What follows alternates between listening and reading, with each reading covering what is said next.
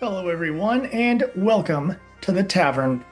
It's been a while since I've talked about some WotC drama, and you might be wondering, hey, you haven't really done a lot of this tabletop talking in quite some time. And that's true, partially because some of the stories have just been kind of non-stories. There's only so much I can say about Games Workshop changing their logo, and a lot of the other things are such minor nothing stories that while other YouTubers have gone on length about, oh, this is the end of WotC and all that kind of stuff, or this is the end of Games Workshop, or this is the end of the world. I tend not to get so overdramatic about things, as you may have noticed. I tend to focus on things that I think are more important than a logo change, or they released yet another garbage tier module. You already know about those things. But this story, or rather, these two stories, come together in a way that I think is very interesting. And perhaps I'm being conspiratorial, but at least hear me out before you make a comment. So without further ado, let's talk about Pride and Spider-Man.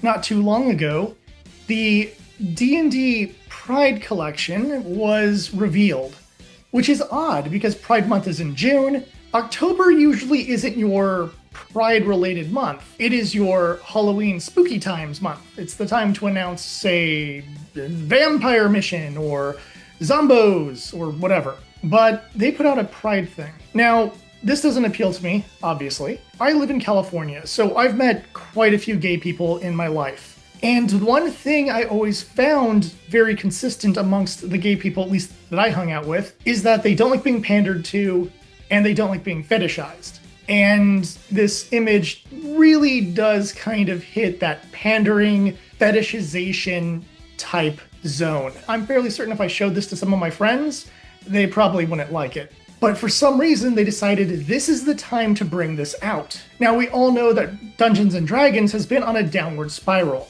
2025 edition, or whatever they decided to call it, did not do nearly as well as they wanted it to do. I think releasing the books at weird intervals did not help with that, and D&D as a brand is dying. They went from being on top of the world with Baldur's Gate 3 to being like, please, we'll pander to you, anything, just buy our product. So now you're thinking, okay, sure, yeah, that whole thing. I've heard this from 700 other YouTubers that needed to have a huge hissy fit over, oh my god, gay product. I think that this was released as a distraction. From what? Well, from Spider-Man. You see, a new Universes Beyond was released recently. Spider-Man. Sure, yeah, I'll play MTG Spider-Man. Why not? The game was supposed to be basically kind of a small set. Well, they made changes and decided it needed to be a big full deck. And well, that led to some problems. And I believe that the promotional image and release of the Pride collection was designed to distract from what's actually going on with WotC's bigger product, Magic the Gathering. It may sound like conspiracy theory, but once you hear what happened with Spider-Man, the aftermath of that release, it's strange how a lot more people are talking about the Pride collection, ooh, woke, blah, blah, blah, instead of actually talking about the bigger issue at hand and the consequences that may occur based on what WotC is doing.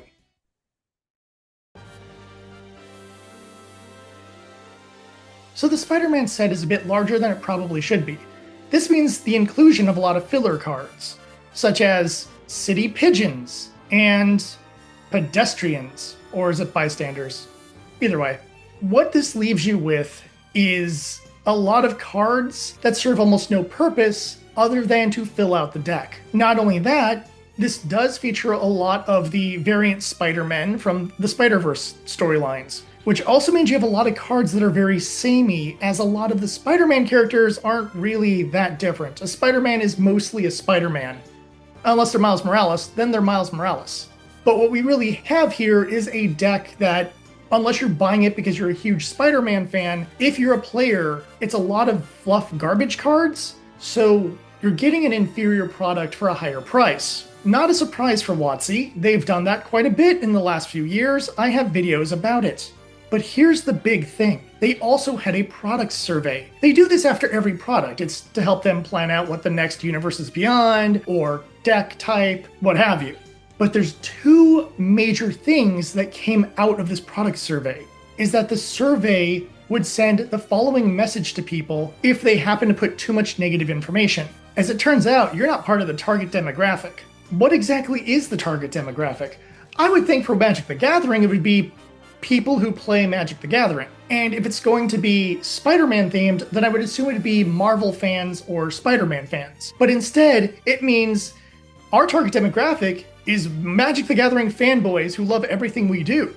Not a great plan, because you need your product to appeal to more than just Magic the Gathering fanboys. Yes, Magic the Gathering is Wizards' highest selling product. Yes, no matter how many bad sets they produced, it still sells a ton of stuff. Yes, they'll keep producing it, and Wizards of the Coast is not going to die because of woke or whatever, as long as people buy the cards. So any of those YouTubers out there who are doing the whole, oh, WotC's dead. WotC's not dead. WotC is quite alive. WotC will stay alive. We will fight the good fight, but we aren't even close to winning. Wizards is no longer listening to general opinion. They only want the echo chamber yes people. The section of the survey that bothered me, however, is the section about hearing about the game from influencers, streamers, and YouTubers. Yeah. You assume this is that point of saying, hey, we want to know who loves our games so we can maybe make new brand ambassadors, new partnerships, or whatever. But there's also a part about the negativity being said by streamers and what have you. And a nice little section to name names. This is bad for multiple reasons. But the core one that gets to me is this allows them to make an enemies list. This allows them to go and say, hey, these people don't like our stuff. We're going to try to downscale their reviews. This allows them to know who their enemies are. You know, this is, hey, we can blacklist people. And that is fully their right. They should have to do the work of finding those YouTubers, those influencers, those streamers. To basically say, hey, snitch on the person you watched so that we can punish them, that's a problem. And this is the WotC that sent the Pinkertons after somebody when they accidentally received an early set of one of the card decks. This isn't a company that's going to play with kid gloves. This isn't a whole, oh, well, we're not going to send our product to these people. This is a, how can we destroy these people so that people don't realize what kind of a disgusting company we are? That's what this is. They want an enemies list. And there are probably people out there, especially fanboys for like say Marvel or DC or Star Wars or whatever, have gone after various reviewers who don't like the new movies or TV shows. We know that people have done this over video games, and it's obvious people will do this over tabletop. And that's where we're at now. We're at a point where WotC wants these people to find the negative reviewers, give us their information, and we'll take care of it. Now, this feels like something that people should be talking about, and yet every person I watch is talking about the stupid gay picture. Do you understand what I'm trying to say here? I know this sounds like a conspiracy theory. I know I should be calling myself the tinfoil hat bard, but doesn't it seem a little strangely coincidental these two things happen basically back to back? And where the focus went is on, oh my god, woke agenda, and not on, oh my god, they might try to kill some of our channels. You know, something that might be more important. And as someone who has had his channel killed by a company before, for those who don't know, I was an angry reviewer in the 2010s.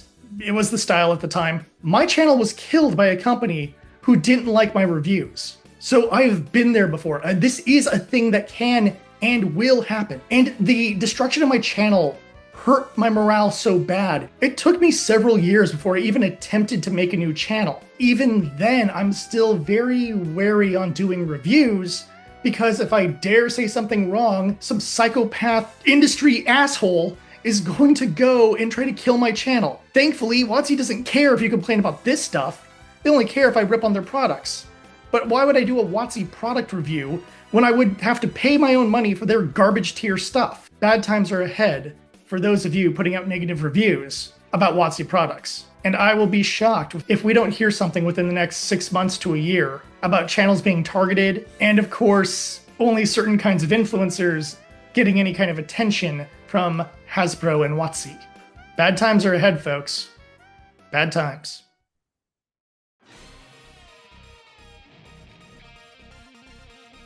The bottom line is, you need to pay attention to all the different stories that are going on, not just the sensationalist ones. I've talked about this with previous videos, like how they sensationalized the female Red Box Warrior in order to hide the fact that the product was going to cost several $100s and it was set up as blind boxes. You wouldn't even be able to collect every character if you bought the full blind box crate. You know, we've talked about this where they post some new product release right around the times there's some controversy going on with D&D.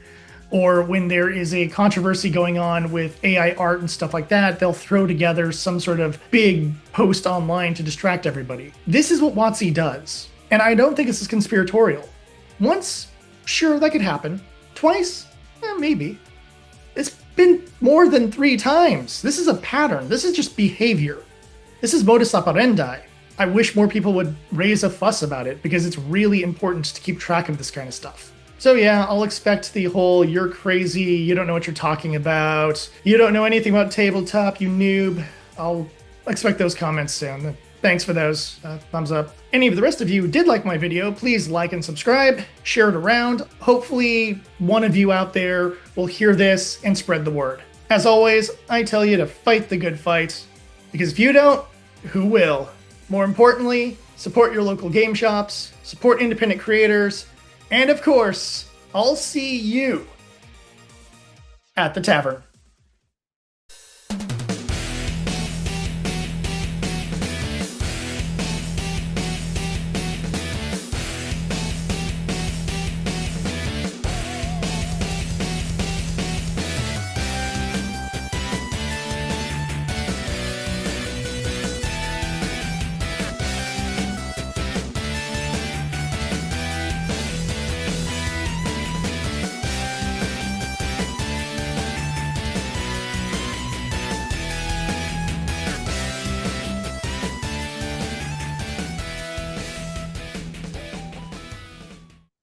I wish I had a blue vest. It actually would have looked more Spider-Man-y.